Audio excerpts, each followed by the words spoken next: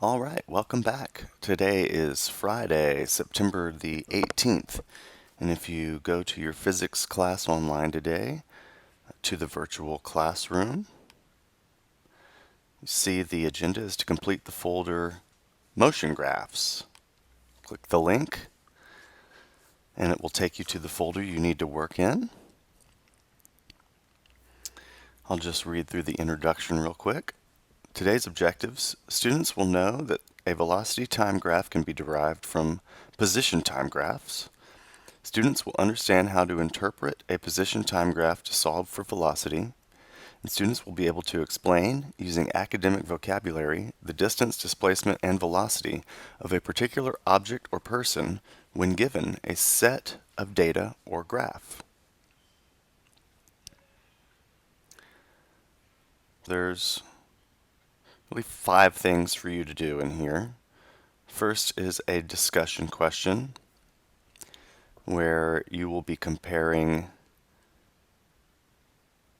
two different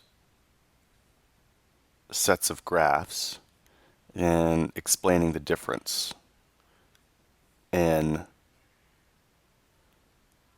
describe the difference between the two sets of graphs specifically as it pertains to their velocities, speed, and direction of movement.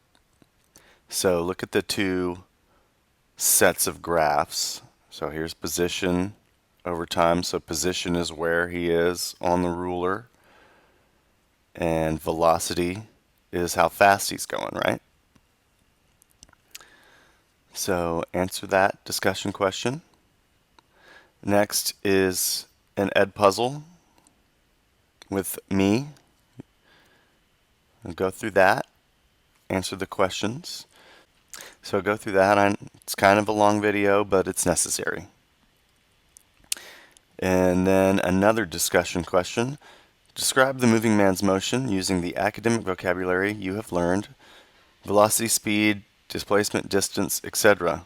Use the microphone to record your answer if you are able. So describe what he did here.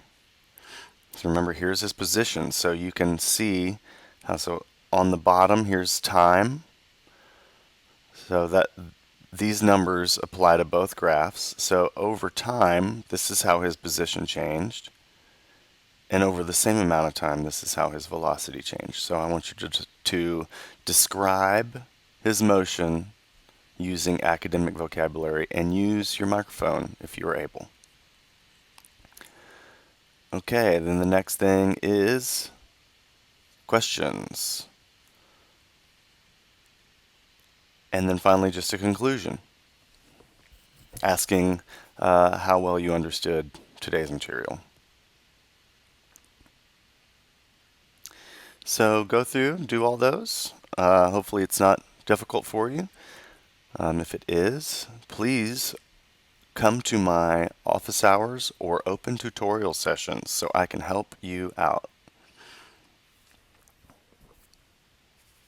Remember, the way to book office hours is click this link, find a time slot that's available. So this one's not available, but these 3 are. So you would click that, and then you would just type what the issue is, so I kind of have a heads up of what you want to talk about. Click save, and then we'll both get an invite to a Google Meet link. Okay, so that's how to book office hours, if you didn't already know how. And my open tutorials is every day from 9:35 to 10:45, and the link is here. So if you just click that, you'll go straight to our Google Meet Hangout session.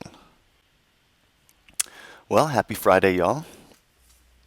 I hope to hear from some of you and hopefully see some of you today. Take care.